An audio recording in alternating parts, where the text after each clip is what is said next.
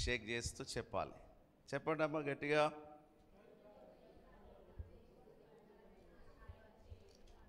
ఆమేన్. Very good, very good. చాలా సంతోషం. దేవుడు ఇంతవరకు ఆయన కృపనిచ్చి 6 దినాల వరకు నేను అనుకున్నాను మధ్య మధ్యలో ఒక సేవకులైనా పిలిస్తే బాగుండేదంటే అసలు అందరు బిజీ షెడ్యూల్లో ఉన్నారు. పాస్టర్ గారు మా చర్చిలో ప్రేయర్ పెట్టుకున్నాం, పాస్టర్ గారు ఈ రోజైతే వీలు కాదు, ఆ రోజైతే వీలు కాదు అని అన్నారు. సరే, ఎవరికి వీలు కాకుండా నడిపించేది ఎవరమ్మా? దేవుడే. అంతే. కొన్నిసార్లు మనము మరి చక్కగా ముందుకు వెళ్ళాల్సి ఉంటుంది. చూడండి, మనల్ని దేవుడు కాపాడువాడట. కునుకక నిద్రించక కాపాడే దేవుడు. 121వ కీర్తనలోకి వస్తే 7వ వచనంలో ఒక మాట అంటాడు. చూడండి, 121వ కీర్తన 7వ వచనంలోకి రండి. 7వ వచనంలో ఒక మాట ఉంటుంది. ఏ అపాయమును రాకుండా యెహోవా నిన్ను కాపాడును, యెహోవా నిన్ను కాపాడును, ఆయన నీ ప్రాణమును కాపాడును, ఆయన నీ ప్రాణమును కాపాడును అని రాయబడినది. నిజంగా ఈ మాట మనము చాలా చక్కగా గమనించినట్లయితే దేవుడు మన అపాయములన్నిటిలో నుంచి కాపాడే దేవుడు. ఇప్పుడు ఆ మాట రాసిన తర్వాత ఏమన్నాడు తెలుసా? ఇది మొదలుకొని నిరంతరము నీ రాకపోకలయందు యెహోవా నిన్ను కాపాడును. యెహోవా కాపాడువాడు. ఆయన కాపాడు దేవుడు. కాపాడే దేవుడు అంటే ప్రమాదంలో పడే వారిని కాపాడడం. ఈరోజు కొన్ని పరిస్థితులు మనకు ఎదురైనప్పుడు అవన్నీ ప్రమాదాలతో కూడినే, కొన్ని కష్టాలు, నష్టాలు. వాటన్నిటిలో నుంచి కాపాడబడాలంటే దేవుడి వాక్యం అంటున్నది, నేను నీకు కాపుదలని ఇస్తాను. 23వ కీర్తనలో అన్నాడు, యెహోవా నా కాపరి, నాకు లేమి కలగదు. ఎందుకు లేమి కలగదు? ఎందుకు అంటే దేవుడు కాపాడువాడుగా ఉంటాడు. మన జీవితంలో కూడా ఈరోజు ప్రార్థన అంశం కూడా అదే, మనల్ని దేవుడు కాపాడేవాడు. చూడండి, ఇంకొక సందర్భంలో నేను వాక్యాన్ని చూపిస్తాను. తిమోతిలకు రాసిన పత్రికలోకి రండి. అక్కడ ఒక మాట ఉంటుంది, చక్కగా చదువుకుందాం. 4వ అధ్యాయము 18వ వచనం చదువుకుందాం. దేవుడు ఎట్లాంటి వాడటంటే మనల్ని ప్రతికూలమైన పరిస్థితుల్లో విడిపించేవాడు కూడా. చదవండి ఒకసారి. ప్రభువు ప్రతి దుష్కార్యము నుండి నన్ను తప్పించి పరలోక రాజ్యమునకు చేరునట్లు ఆయన మన ప్రతి దుష్కార్యం నుంచి ఏం చేసేవాడట? తప్పించేవాడు. ప్రతి పాపంలో పడకుండా మనల్ని కాపాడే దేవుడు. దేవుడు మనల్ని కాపాడేవాడే కనుక ఈరోజు వరకు మనము దీవించబడుతున్నాం. అనేక మార్గాల్లో వెళుతున్నా వస్తున్నా కాపుదల వస్తున్నది. కారణం ఏంటంటే దేవుడు మన పక్షంలో నిలబడుతున్నాడు. ఆయనకు మనం ఇష్టమైన బిడ్డలం. చిన్నపిల్లలు ఈ రోడ్డు మీదకి వెళ్తున్నప్పుడు ఆ రోడ్డు దగ్గర ఆ పిల్లలు మరి రోడ్ ఎక్కుతూ ఉంటే తల్లిదండ్రులు ఏం చేస్తారు? కేర్ చేసుకొని ఆ పిల్లని ఏం చేస్తారు? పట్టుకుంటారు. ఒరే బాబు పట్టుకోనరా వాడు పరిగెత్తుతున్నాడని మళ్ళీ ఏం తీసుకొస్తూ ఉంటారు. ప్రమాదాలు జరగకుండా దేవుడు మనల్ని కాపాడేవాడు. 2 పేతురు 2వ అధ్యాయం 9వ వచనంలో ఉంటుంది. ఒక మాట మనం చదువుకుందాం. 2వ రాసిన పేతురు పత్రిక 2వ అధ్యాయం 9వ వచనం కూడా చదువుకుందాం. భక్తులను శోధనలో నుండి తప్పించుటకును దుర్నీతి పరులను ముఖ్యముగా మలినమైన దురాశ కలిగి శరీరానుసారముగా నడుచుకొనుచు ప్రభుత్వమును నిరాకరించుచు శిక్షలో ఉంచబడిన వారిని తీర్పు దినము వరకు కావలిలో ఉంచుటకును ప్రభువు సమర్థుడు. ఆమేన్. హల్లెలూయా. చూడండి, కాపాడువాడు అనగానే మీకు కొన్ని విషయాలు గుర్తొస్తాయి. షడ్రక్, మెషక్, అబేద్నెగోలు కూడా ఒకసారి అగ్నిగుండంలో పడవేయబడ్డారు. ఆ యవ్వన ప్రాయంలో ఉన్నవారు, చాలా మంచి యవ్వన ప్రాయంలో ఉన్నవారు ఆ దేశంలో ఉన్న ప్రజలందరినీ ఏమన్నారటంటే ప్రతిమకు మొక్కాలన్నారట. ఒక పెద్ద ప్రతిమ తయారు చేశాడు నెబుకద్నెజర్ రాజు. ఆ పెద్ద ప్రతిమ తయారు చేసి ఏం చేసిండంటే వారిని అందరిని ఏం చేసిండటంటే ఆ ప్రతిమకు మొక్కాలి అన్నాడట. దానియేలు గ్రంథంలో ఈ మాట ఉంటుంది. అప్పుడు వాళ్ళు ఏం చేశారు తెలుసా? మేము అస్సలే మొక్కము అన్నారట. లేదు, ఈ ప్రతిమకు ఎవరైతే మొక్కరో వారందరినీ తీసుకొచ్చి ఏం చేస్తామన్నారు? ఆ అగ్నిగుండంలో పడవేస్తామన్నారట. చాటించారు. అందరు భయపడ్డారు. ఈ ప్రతిమకు మొక్కాలంటే కొంతమంది భయముతో వచ్చి దేవుని యందు భయభక్తులు కలిగినవారు, నిజమైన దేవుడు యెహోవా అని నమ్మేటోళ్ళు కూడా కొంతమంది వచ్చేసి ఆ ప్రతిమకు మొక్కారు. రాజుకు భయపడ్డారు. అక్కడున్న వాళ్ళందరికీ భయపడ్డారు. ఏమైపోతుందో అని. కానీ ఇక్కడ ఒక యవనస్తులు ముగ్గురు ఉన్నారు. వాళ్ళు ఎవరంటే షడ్రకు, మేషకు, అబేద్నెగోలు. ఇలాగు చెప్పిరి నెబుకద్నెజరు ఇందును గూర్చి నీకు ప్రత్యుత్తరం ఇవ్వాలనని చింత మాకు లేదా? మేము సేవించుచున్న దేవుడు మండుచున్న వేడిమి గల ఈ అగ్నిగుండంలో నుండి మమ్ములను తప్పించి రక్షించుటకు సమర్థుడు. ఇక్కడ రెండు విషయాలు గమనించాలి. ఒకటి, దేవుడు తప్పించేవాడు, రక్షించేవాడు. మీ నోటితో చెప్పాలమ్మా, దేవుడు ఎలాంటి వాడు? ప్రతికూలమైన పరిస్థితుల్లో తప్పించేవాడు, రెండవది రక్షించేవాడు. ఇప్పుడు వాళ్ళు అగ్నిగుండంలో పడ్డ తర్వాత అన్నారా ఈ మాటలు? పడక ముందే అన్నారా? చెప్పాలి మీరే. మీరు నోరు విప్పితేనే మరి నేను వాక్యాన్ని బలంగా చెప్పగలుగుతా.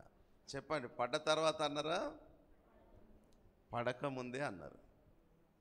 ఏమండి వాళ్ళకున్న విశ్వాసం ఏంటిది? ఈరోజు దేవుడు మనల్ని కాపాడేవాడుగా ఉండాలి అంటే మనలో కూడా ఆ ప్రతికూలమైన పరిస్థితి ఎదురైనప్పుడు దేవుడు తప్పించగలడు అని మనం నమ్మగలగాలి. దేవుడు నన్ను రక్షించగలడు అని నమ్మగలగాలి. ఈరోజు మీ ఇంట్లో కూడా కొన్ని సమస్యలు వచ్చాయి. ఈరోజు మీ మనసు ఎట్లుండాలి తెలుసా?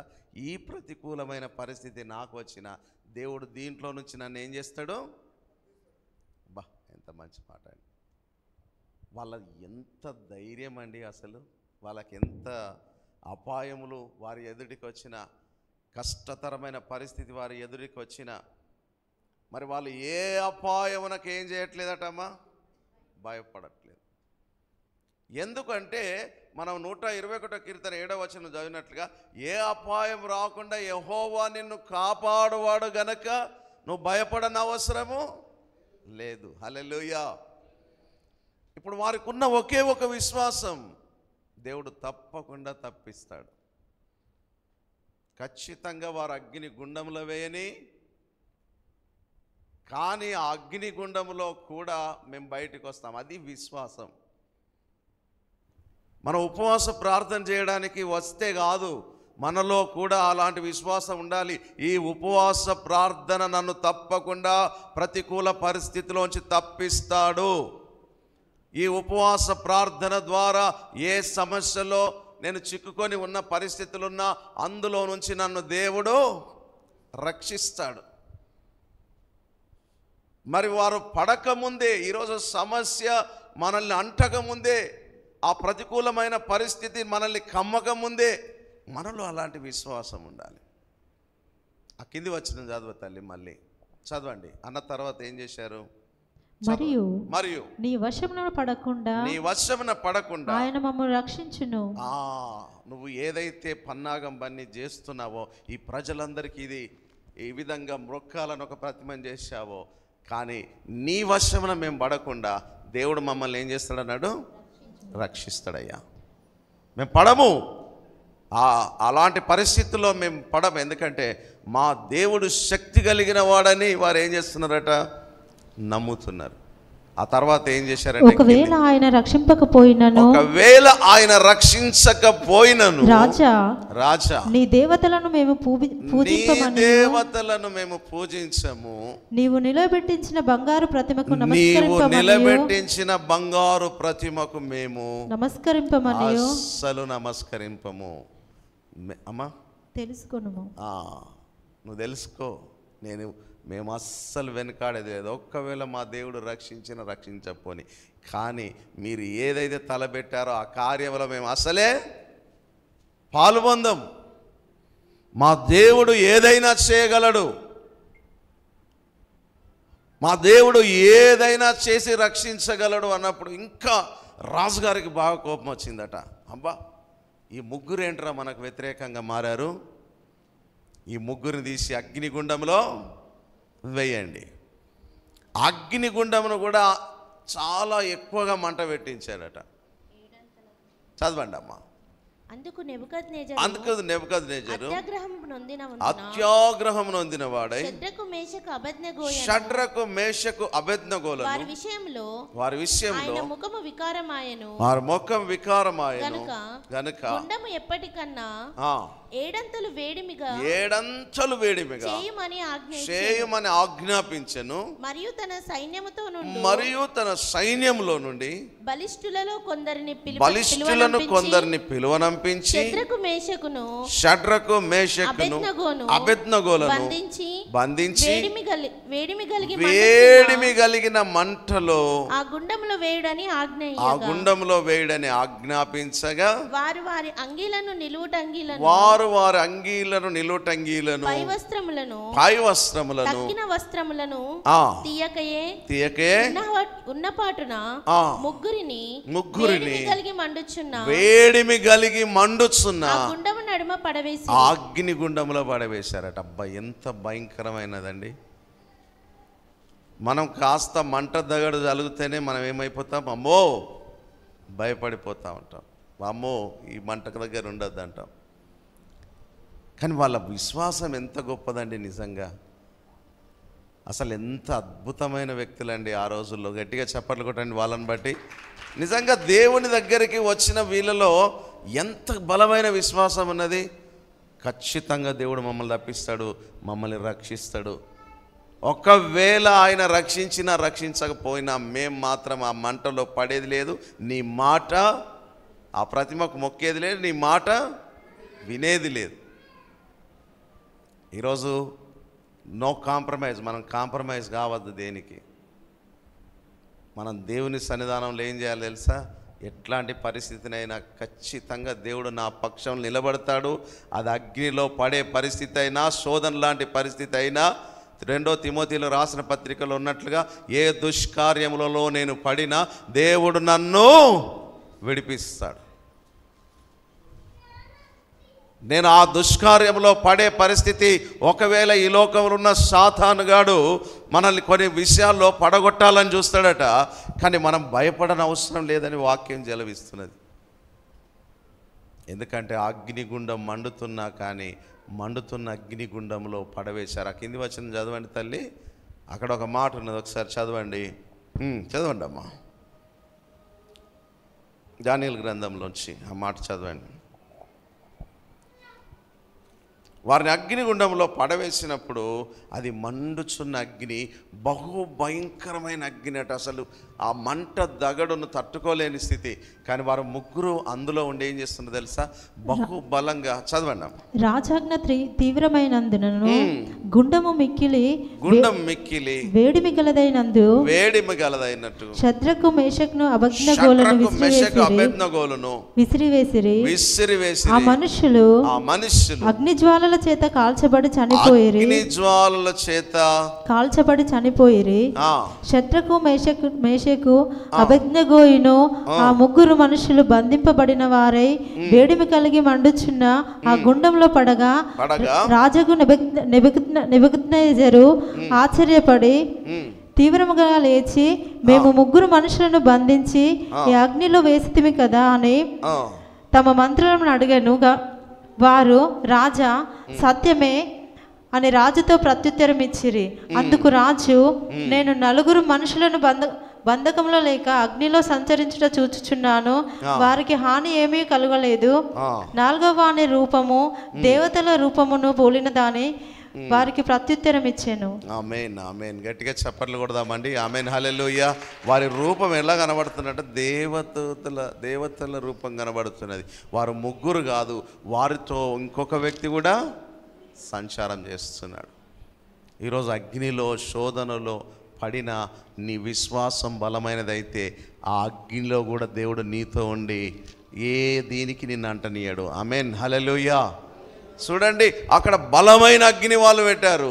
ఈరోజు బలమైన శోధనలు మన కుటుంబంలోకి వస్తాయి, బలమైన సమస్యలు మన మీదకి వస్తాయి. మాంత్రిక చీకటి శక్తులు లాంటి పరిస్థితులు వస్తాయి, ఆర్థిక ఇబ్బందులు వస్తాయి, తాళుకోలేము.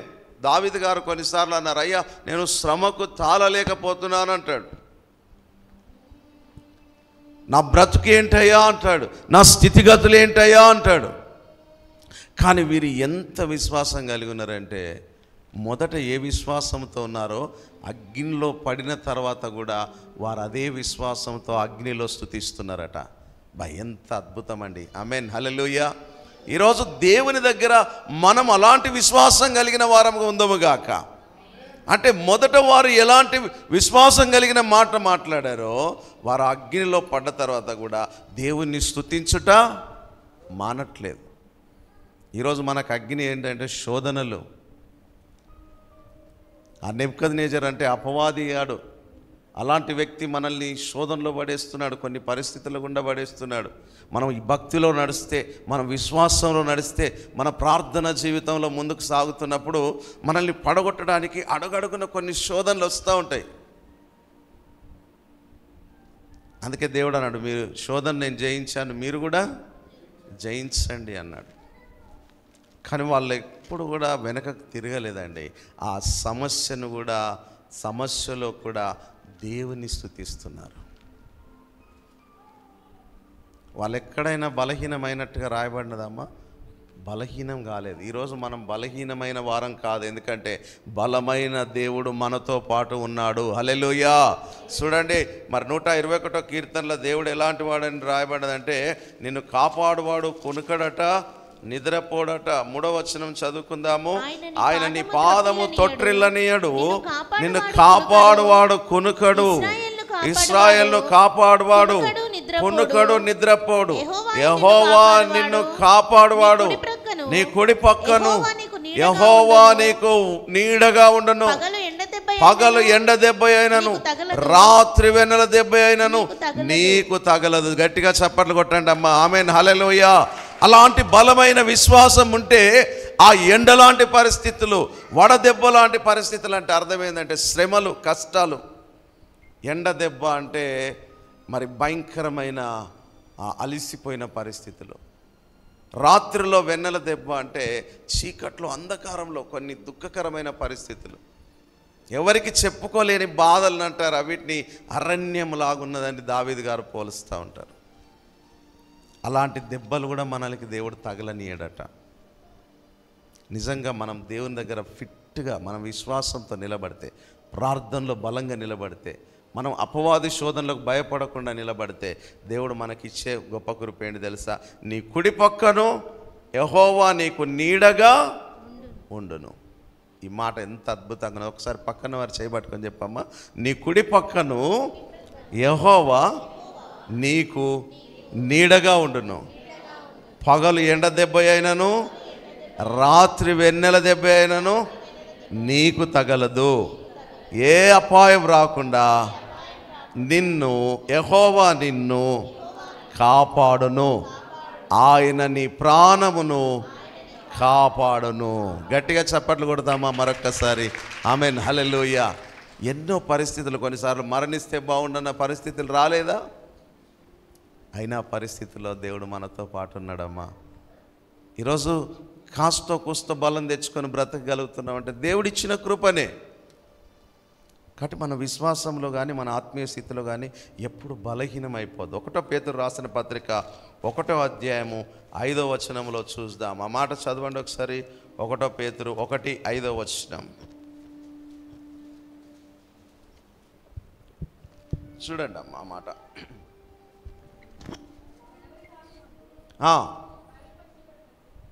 కడవరి కాలమందు బయలుపరచబడుటకు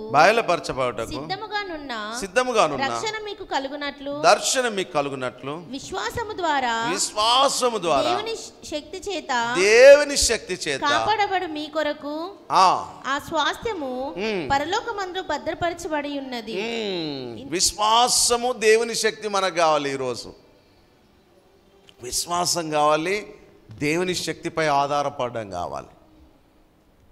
వారు విశ్వసించారు, దేవుని శక్తిపై ఏం చేశారమ్మా? ఆధారపడ్డారు.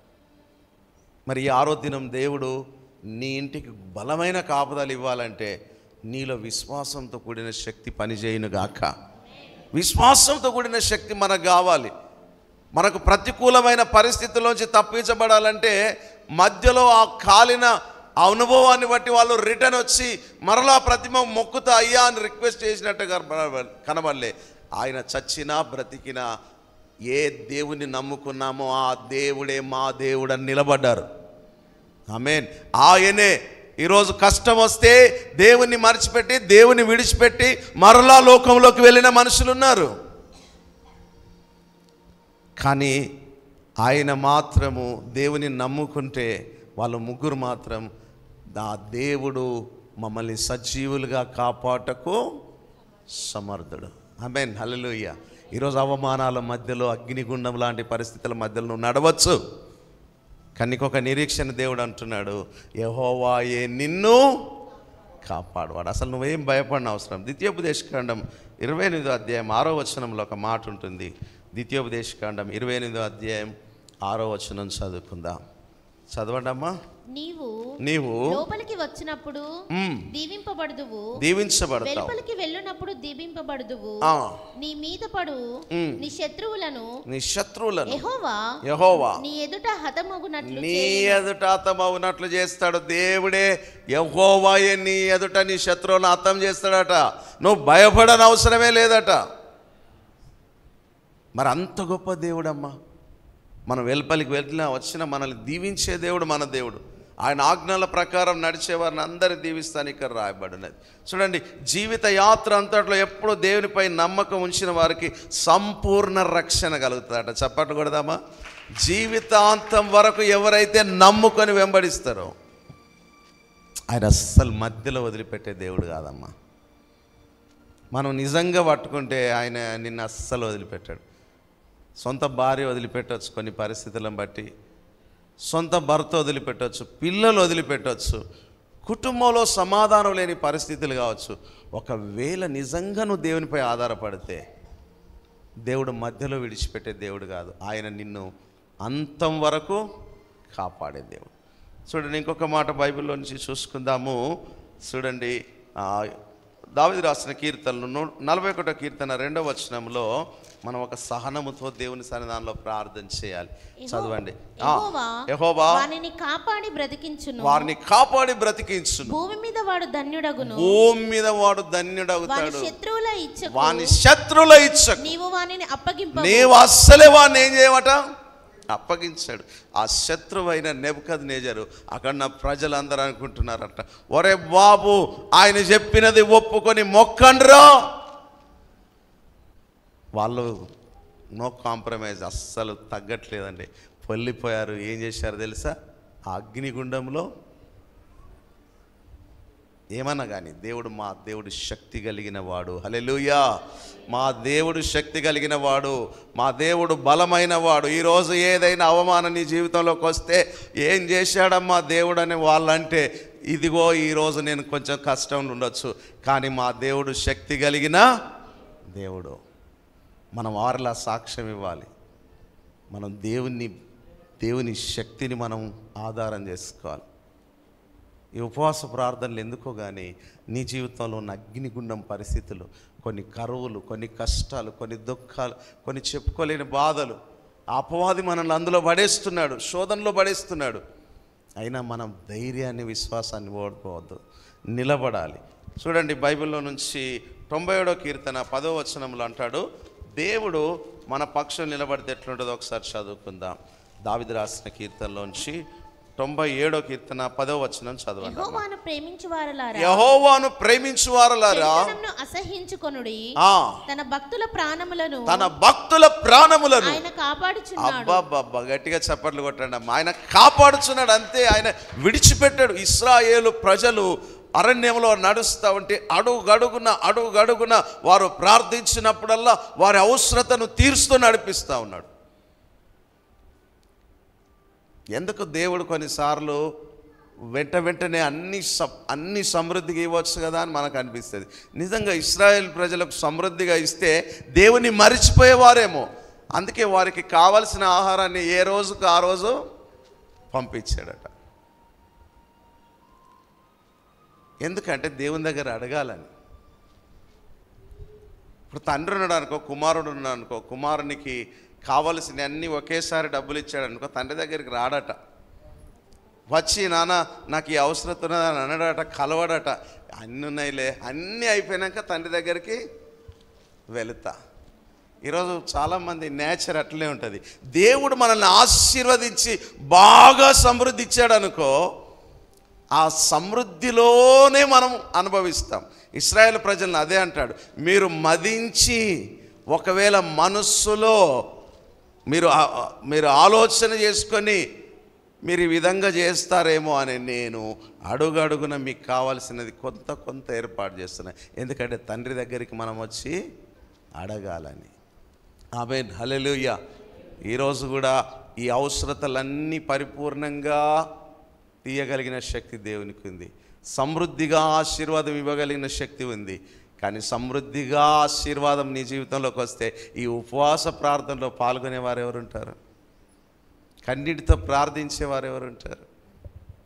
అందుకే కొన్నిసార్లు శోధనల గుండా నడిపిస్తూ మనం అడుగుతున్నప్పుడల్లా ప్రతికూలమైన పరిస్థితిని ఏం చేస్తూ ఉంటాడు? తప్పిస్తూ ఉంటాడు. మనకు కావలసినవి అన్ని, బైబిల్ ఏమన్నది? పరలోక ప్రార్థనలో నేడు మాకు అనుదిన ఆహారం మాకు దయచేయమని ప్రార్థన చేస్తాం. అంటే అనుదినము దేవుని పోషణ మన జీవితంలోకి రావాలంటే అనుదినము దేవుని కృపలో మనం నిలబడాలి. చప్పట్లు కొడదాం. ఆమేన్, హల్లెలూయా. అడుగడుగున కొన్ని శోధనలు మనల్ని ఎదిరిస్తూ ఉంటాయి. కానీ ఏ రోజు కూడా మనం వెనుకబడద్దమ్మా. వారు ముగ్గురు యవ్వనస్తులు, వారికి చాలా సంవత్సరాల ఏజ్ ఉన్నది, బ్రతకొచ్చు. కొంచెం ఆలోచించి, అవిశ్వాసంగా ఆలోచించి, వరై మనకు చాలా ఏజ్ ఉన్నది, చాలా అనుభవించాల్సినది, ఎందుకురా బాబు ఇవన్నీ మనకు అని అనుకోలేదు. కానీ దేవుని కొరకు త్యాగపూరితంగా నిలబడ్డారు. మరి దేవుని సన్నిధానంలో మనము ఈ త్యాగపూరిత అనుభవంలోకి వచ్చినప్పుడే ఆ అగ్ని గుండంలో కూడా దేవుడు మనతో పాటు ఉంటాడు. ఆ పరిస్థితుల్లో కూడా మనతో పాటు ఉంటాడు. చప్పట్లు కొట్టండి గట్టిగా. మరి చూడండి, బైబిల్లో నుంచి 145వ కీర్తన 20వ వచనంలో ఒక మాట ఉంటుంది. చదువుకొని చక్కగా మనం ప్రార్థనలోకి వెళ్ళిపోదాం. 145వ కీర్తన 20వ వచనంలో చదువుకుందాం. యెహోవా తాను ప్రేమించు వారందరికీ కాపాడును, అయితే భక్తిహీనులందరినీ ఆయన నాశనం చేయును. ఎవరైతే దేవుడు ప్రేమిస్తాడో, మనం ప్రేమిస్తామో, దేవుడు వారందరిని ఏం చేస్తాడట? కాపాడుతాడు. ప్రతికూలమైన పరిస్థితుల నుంచి కాపాడుతాడు. ప్రమాదాలు రాకుండా కాపాడుతాడు. కుటుంబంలో పిల్లల మీద అనారోగ్యతలు రాకుండా కాపాడుతాడు. శరీర వ్యాధులు రాకుండా కాపాడుతాడు. వారు వెళ్ళు మార్గంలో, వచ్చు మార్గంలో తల్లిదండ్రులుగా ప్రార్థన చేస్తుంటే వారి పిల్లలకు దేవుని కాపుదల వెళ్ళి అక్కడ ఉంటుంది. దేవుడు కాపుదలని ఇస్తూ ఉంటాడు. ఆమేన్, హల్లెలూయా. ఒకవేళ కాపుదల అనేది లేకపోతే అపవాది మనల్ని ఏం చేస్తుంది తెలుసా? అగ్ని గుండం లాంటి పరిస్థితిలోకి తీసుకొని వెళ్తూ ఉంటుంది. మరి ఈరోజు సామెతలు 12:21 ఒక మాట ఉంటుంది, చదువుకుందామండి. సామెతలు 12:21 ఆ మాట, నీతిమంతునికి ఏ ఆపదయు సంభవించదు, భక్తిహీనులకు కీడు వస్తుంది. కానీ నీతిమంతులుగా ఉన్న వారికి అగ్నిగుండం లాంటి పరిస్థితి వచ్చిన ఏ ఆపద కూడా సంభవించదు. మరి ఈరోజు మనం ఎట్లుండాలి తెలుసా?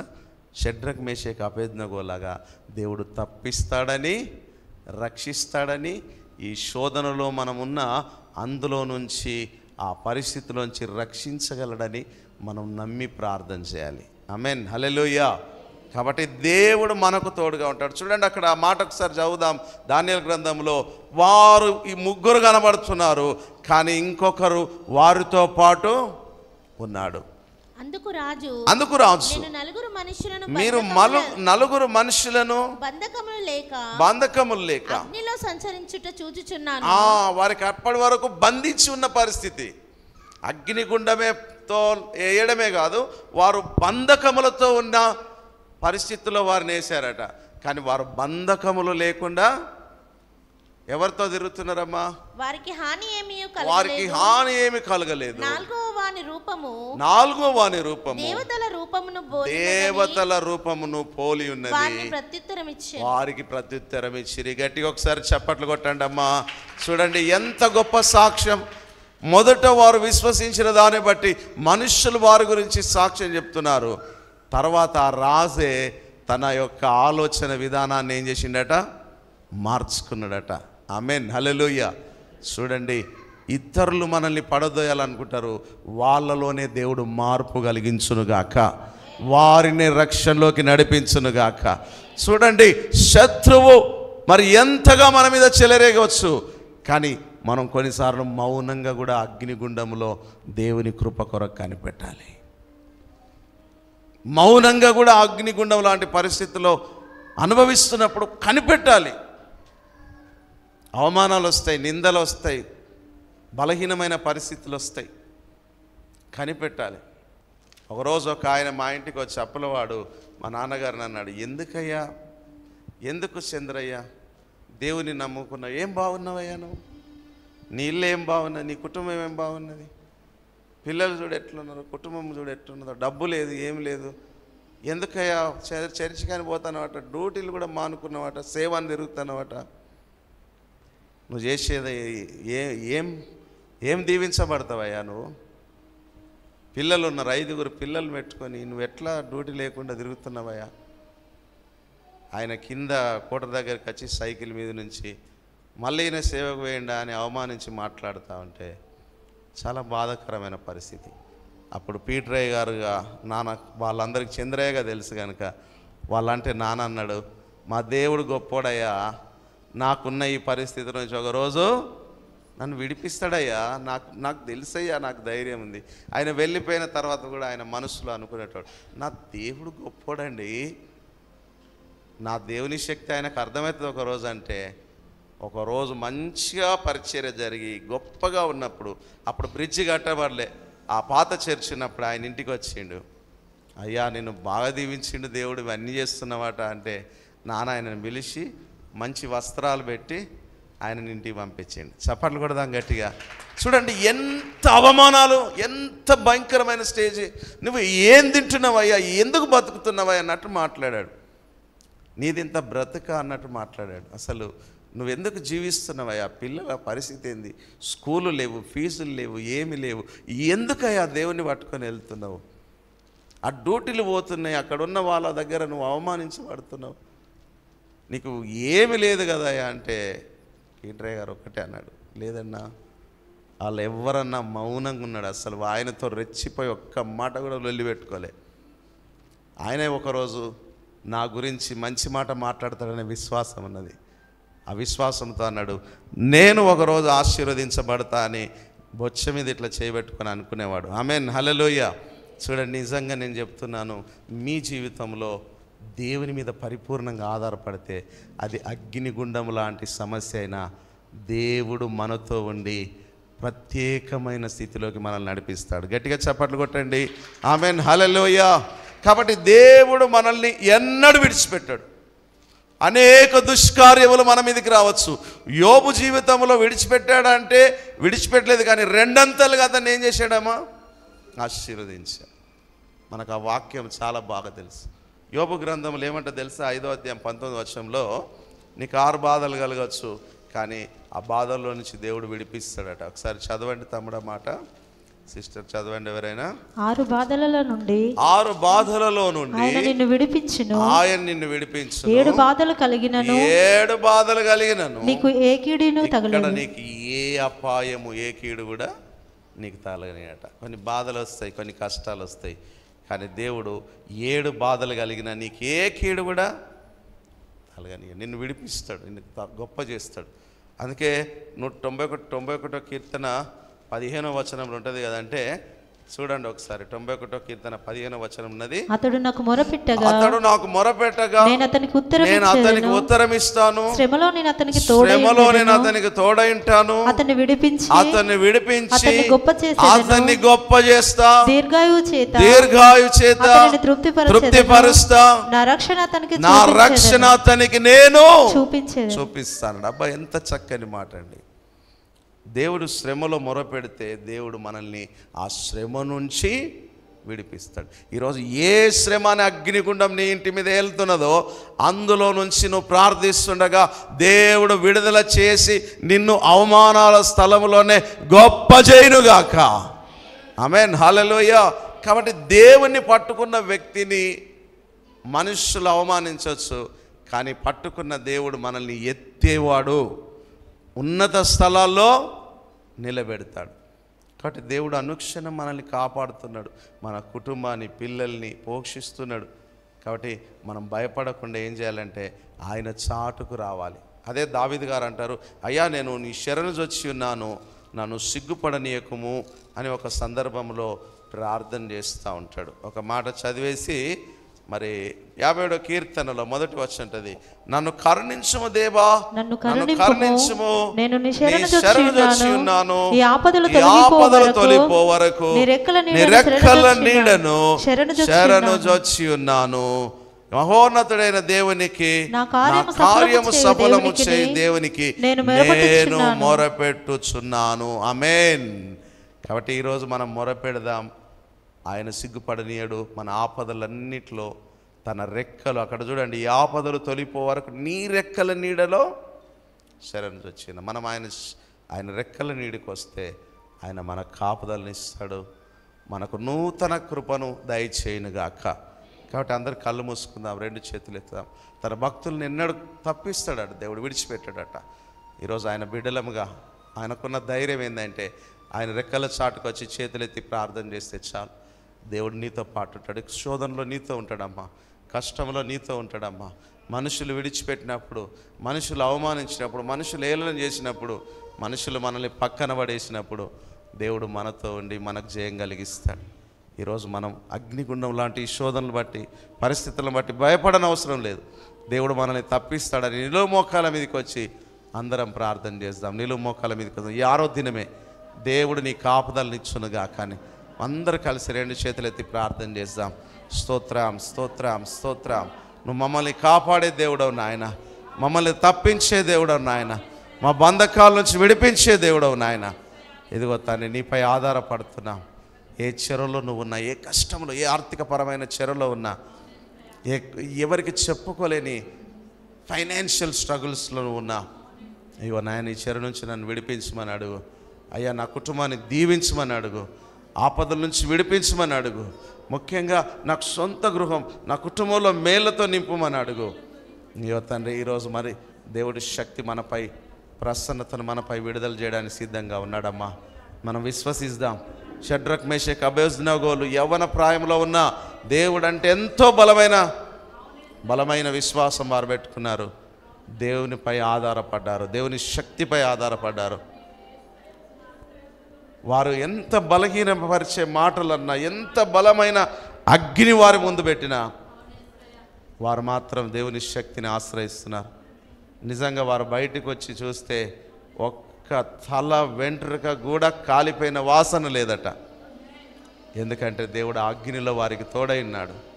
ఈరోజు నీకు కూడా కాపుదలని ఇచ్చే దేవుడు. ఏ అపాయమునకు నువ్వు భయపడకమన్నాడు, ఏ అపాయమునకు జడేకమన్నాడు. తన భక్తుల ప్రాణాన్ని దేవుడు విడిచిపెట్టేవాడు కాదట. నన్ను దీవించు, నన్ను కాపాడు, నా పరిస్థితి నుంచి విడిపించు, నా కుటుంబాన్ని దీవించు అని ఆయన పాదాలు పట్టుకుందాం. స్తోత్రం, స్తోత్రం, స్తోత్రం, స్తోత్రం.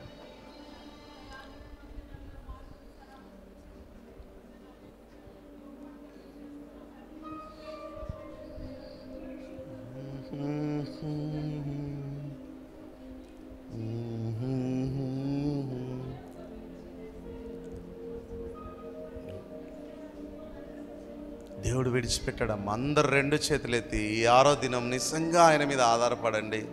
తల్లులారా, మిమ్మల్ని ఖచ్చితంగా దేవుడు లేవనెత్తడమ్మా. మనుషులందరూ అవమానిస్తారు. మీకు ఏమి లేదు కదా, మీకు మంచి ఇల్లు లేదు కదా, మీకు మంచిది ఏది లేదు కదా, మీరు బాగా అభివృద్ధిలోకి రాలేదు కదా, మీ లైఫ్లో ఏమీ సాధించలేదు కదా అని కొన్నిసార్లు వ్యతిరేకమైన మాటలు వస్తూ ఉంటాయి. మీరు భయపడిన అవసరం లేదు బిడ్డ. వారికి ఈ లోకంలో ఇల్లు ఉండొచ్చు, కానీ నీకు ఈ లోకంలో ఇల్లు లేకపోవచ్చు. పరలోక రాజ్యంలో మనకొక ఇల్లు ఉన్నది.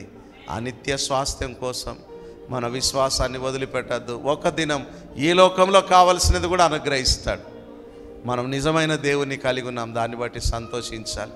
2 చేతులెత్తి అందరూ కలిసి ప్రార్థన చేయండి. అయ్యా అయ్యా నా పిల్లల మీద నీ కాపుదల ఉంచమని అడగండి. అయ్యా మా పిల్లలకు వివాహ విషయంలో మంచి సంబంధాలను ఇవ్వండి అని అడగండి. మీరు విశ్వాసంతో అడిగితే, ఆ విశ్వాసం శక్తితో కూడినదే అడిగితే దేవుడు బలమైన కార్యాలు చేయడానికి సిద్ధంగా ఉన్నాడు.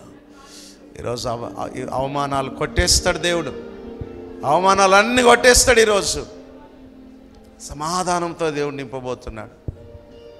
స్తోత్రం స్తోత్రం స్తోత్రం స్తోత్రం. మమ్మల్ని తప్పించండి అయ్యా, ఈ ఆపదల నుంచి మమ్మల్ని తప్పించండి అయ్యా, ఈ ఆర్థిక పరమైన పరిస్థితుల నుంచి మమ్మల్ని విడిపించండి అయ్యా. ఈ ఫైనాన్షియల్ స్ట్రగుల్స్లో దుఃఖంతో ఏ కుటుంబం బాధపడుతున్నారో, నలుదిక్కుల సమస్యలను బట్టి బాధపడుతున్నారో, అయ్యా నన్ను విడిపించమని అడుగు, నన్ను తప్పించమని అడుగు. కొన్నిసార్లు నీ పిల్లలే నిన్ను గాయం చేశారేమో, నీ పిల్లలే నిన్ను అవమానపరిచే విధానంలో మాట్లాడారేమో, వారి ముందు నువ్వు తలదించుకునే అంత చీప్ అయిన స్థితిలోకి వెళ్ళిపోయావేమో. నీకేం తెలుసు మమ్మీ అని, నీకేం తెలుసు డాడీ అని చిన్న చూపు చూశారేమో. భయపడకు, వారి మాటలకు అధైర్యపడకు. వారికి మంచి మనసు రావాలని ప్రార్థన చేయి. స్తోత్రం స్తోత్రం స్తోత్రం స్తోత్రం. తండ్రి నీ సన్నిధానంలో ప్రార్థిస్తూ అడుగుచున్నామయ్యా, ఎవరు ఏ దుష్కార్యంలో పడబోతున్నారో వారిని నేను తప్పిస్తా అన్నారు నాయన. ఈ అపవాది ఏ దుష్కార్యంలో నీ బిడ్డలు పడగొట్టాలని చూస్తున్నదో వారి ఆలోచనలన్నీ కొట్టివేయబడును గాక నాయన. నీ నామం అడుగుచున్నాము తండ్రి. షడ్రక్ మేషక్ అబేద్నెగోలతో మీరున్నారు, ఇదిగో తండ్రి మాతో కూడా మీరుండండి నాయన. ఈ శ్రమల వలయంలో మాతో కూడా మీరుండండి నాయన, మాతో కూడా మీరుండండి. మాకు సహాయకుడిగా మీరుండండి. మా పరిస్థితుల్లో మీరు మాతో ఉండి, మా పరిస్థితులన్నింటిలో మమ్మల్ని ఏ అగ్నికి అప్పగించకుండా, దేనికి మేము కాలిపోకుండా దుష్టుని ఆలోచనలన్నీ చెడగొట్టండి నాయన. నీవే మాకు సహాయం దయచేయమని, నీవే మా పక్షం నిలబడి ప్రతికూలమైన పరిస్థితి నుంచి విడిపించమని యేసుక్రీస్తు నామం పేరట అడిగి వేడుకొనుచున్నాను తండ్రి. ఆమేన్ ఆమేన్. 2గా 3గా చక్కగా ప్రార్థన చేద్దాం. మన దేవుడు తప్పకుండా విడిపిస్తాడని నమ్మి ప్రార్థన చేయండి అమ్మా. దేవుడు ఖచ్చితంగా మీ పక్షంలో నిలబడతాడు. మీ ఇంటికి వచ్చి మీ ఇంట్లో ఉన్న పరిస్థితుల్లో కూడా పరిశుద్ధాత్ముడు ఆలోచన చెప్పి నడిపిస్తాడు. 2 చేతుల పైకి వీలైతే 2గా 3గా ప్రార్థన చేయండి. 2గా 3గా ప్రార్థన చేయండి.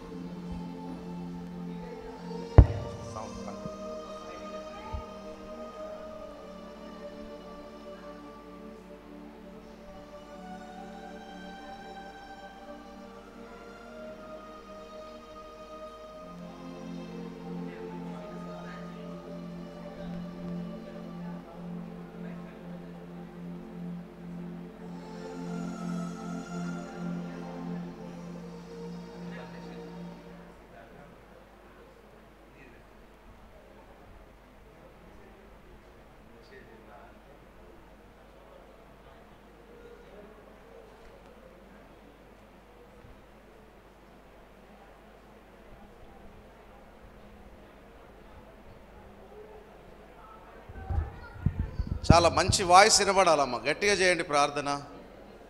అందరు అందరు అందరు అగ్ని వంటి శ్రమల్లో కూడా దేవుడు మనతో ఉంటాడని మనం విశ్వసించి ప్రార్థన చేస్తాం. స్పిరిట్ ఆఫ్ గాడ్, హల్లెలూయా హల్లెలూయా.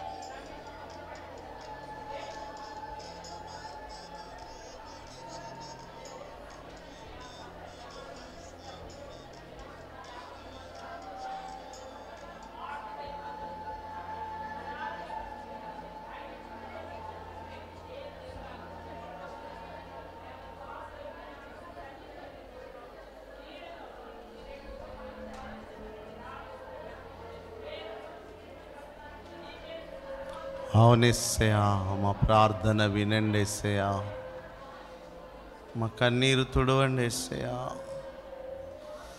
కష్టస్థితిలో విడిపించండి అయ్యా, మహాశ్రమ లాంటి అగ్నిలో నుంచి, అవమానాల నుంచి తప్పించండి అయ్యా. Spirit of God, spirit of God, విడిచిపెట్టకు తండ్రి, మీరు విడిచిపెట్టద్దు తండ్రి. ఎవరి కుటుంబాన్ని ఏ అపాయంలో ఉన్నారో వారి కుటుంబానికి మీ అపాయములను తొలగించండి ఆయన, సహాయం దయచేయండి. చేయబడ్డ ప్రతి ప్రార్థన ప్రతి కుటుంబానికి దీవెనకరంగా ఆశీర్వాదకరంగా దేవుడే మార్చునుగాక. చప్పట్లు కొడదామండి, దేవుడి నామాన్ని స్తుతిద్దాం. బలమైన కార్యాలను దేవుడు చేయాలని కోరుకుందాం. స్తోత్రం స్తోత్రం. కళ్ళు మూసుకొని స్తుతి స్తోత్రాలు చెల్లిస్తూ మంచి మంచి ప్రార్థన అవసరతలున్నాయి, వాటి కోసం కూడా ప్రార్థన చేద్దామండి. మరి దేవుడికి ఆశ్చర్య కార్యాలను చేసేవాడు గనక మనం ప్రార్థన చేద్దాం. మరి మొదటిగా మనం చేతులెత్తి సంఘం కోసం ప్రార్థన చేద్దాం. మొదటిగా మనం సంఘం, ఎందుకంటే సంఘంని నా మందిరాన్ని దేవుడు అభిషేకించాలని, ఆత్మలను నడిపించాలి, ఆయా ప్రాంతాల నుంచి నడిపించాలి, బలమైన కార్యాలు చేయాలి. మనం ఏదైతే బోర్ విషయంలో ఇంకే విషయాలు ప్రార్థన చేస్తున్నాం వాటి వైపున దేవుడు కృప చూపించలా ఉన్న మరొక్కసారి ప్రార్థన చేద్దాం. స్తుతి స్తోత్రాలు చెల్లిద్దాం. స్తోత్రం డాడీ, హల్లెలూయా హల్లెలూయా హల్లెలూయా. నూతన మందిరం కోసం కూడా మనం ప్రార్థన చేద్దాం. హల్లెలూయా హల్లెలూయా హల్లెలూయా. పరిశుద్ధుడా, మహిమగల తండ్రి, నీకు వందనాలు, స్తుతులు, స్తోత్రాలు చెల్లిస్తున్నాం. ఈ బలమైన కార్యములను చేసే దేవుడవు నీవు నాయన, ఆశ్చర్య కార్యములను జరిగించేవాడవు నీవు తండ్రి. ఈరోజు ప్రార్థిస్తూ అడుగుచున్నాం, ఆశ్చర్యకరమైన కార్యాలు దయచేయండి. షడ్రక్ మేషక్ అబేద్నెగోలు తండ్రి అగ్నిగుండంలో ఉన్నప్పుడు తండ్రి నాయన వారిని ఏది కాలనివ్వలేదు, ఏది అంటనివ్వలేదు నాయన. ఇదిగో తండ్రి ఇక్కడ కూర్చున్న ఈ ఉపవాస ప్రార్థనలో కూర్చున్న ఎవరికి కూడా ఏది అంటకుండాను గాక నాయన. సంఘంలో కొత్త అభిషేకం ఉండును గాక తండ్రి. అనేక ఆత్మల చేత ఈ పరిచర్య దీవించబడును గాక నాయన. తండ్రి బోరు విషయంలో, మరి జైవజనుల గృహం విషయంలో, ఇదిగో నాయన నాయకుడికి ఇచ్చిన దర్శన ప్రకారం నూతన మందిర విషయంలో మీరే ద్వారాలు తెరవండి. మేము ప్రార్థనతో వెళుతున్నాం నాయన, ప్రార్థనతోనే అడుగుతున్నాం. మీరే కార్యములను సఫలపరచుదురుగాక నాయన. ప్రజలను ఈలవేసి మీరే పిలుచుదురుగాక నాయన. ఇక బలమైన కార్యాలు దయచేయండి. నీ బిడ్డలందరినీ దీవించండి తండ్రి. ముఖ్యంగా సంఘంలో కొత్త ఆత్మలను మేము చూడాలి. అనారోగ్యత వచ్చిన వారు ఇక్కడికి వచ్చి బాగుపడాలి నాయన. ఎలాంటి అనారోగ్యత ఉన్న వారికి స్వస్థత ఈ స్థలంలో కలుగునుగాక నాయన. డాక్టర్లు కూడా పట్టనివి ఈ స్థలంలో అద్భుతమైన స్వస్థతలు కలుగునుగాక తండ్రి. ఇక మీరే కృప చూపించమని తండ్రి నాయన, మరి నీకే మహిమ తెచ్చుకోమని ప్రేయర్ టవర్లో ప్రార్థించిన ప్రతి ప్రార్థనలు కూడా ఆలకించమని కోరుచుంటున్నాం. అదే కాకుండా నీ సన్నిధానంలో అడుగుచుంటున్నాం తండ్రి. ఎన్ని గ్రామాలు, ఏ స్థలాల్లో ఎంతో నశించిపోతున్న బిడ్డలున్నారయ్యా, వారితో మాట్లాడండి, వారిని నడిపించండి, ఈలవేసి పిలువండి నాయన. బలమైన కార్యాలు దయచేయమని యేసు క్రీస్తు నామము పేరట బహు వినయముగా అడిగి వేడుకొనుచున్నాను తండ్రి, ఆమేన్. ఒకరు ప్రార్థన చేయండి. స్త్రీలలో నుంచి మౌత్ పంపించండి.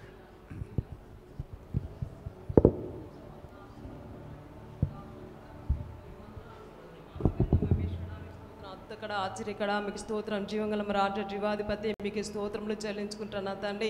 అద్భుతకడ మీకు లెక్కలేని కృతజ్ఞత వందనాలు స్తుతులు స్తోత్రములు చెల్లించుకుంటున్నా ప్రభ నాయనకి వందనాలు స్తోత్రములు తండ్రి. ఇదిగో ప్రభ నాయన తండ్రి దేవునికి స్తోత్రం. 6 దినముల నుండి ప్రభ కాపాడి రక్షిస్తున్న దేవా మీకు స్తోత్రములు చెల్లించుకున్న కృపకాయ వందనాలు డాడీ. అయా ఇక ఉపవాస ప్రార్థనలు నా తండ్రి ప్రభ నాయన నీకు స్తోత్రములు చెల్లించుకుని ఈ నామంలో నుండి ప్రభ మాకు ఇచ్చిన నా తండ్రి గొప్ప ధన్యతను బట్టి వందనాలు స్తోత్రములు చెల్లించుకుంటున్నా తండ్రి ప్రభ.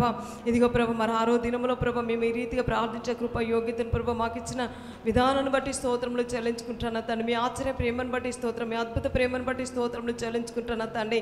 ఈ దినమున ఆయన ప్రభ మా ముందు షద్రక్ మేషక్ అబ్దెనెగోలను ప్రభ మా ముందు పెట్టి ప్రభ మాట్లాడిన ప్రతి మాటను బట్టి మిమ్మల్ని ఎంతగానో స్తుతిస్తున్నాం మా ప్రభా. మీకు స్తోత్రములు చెల్లించుకుంటున్నా తండ్రి.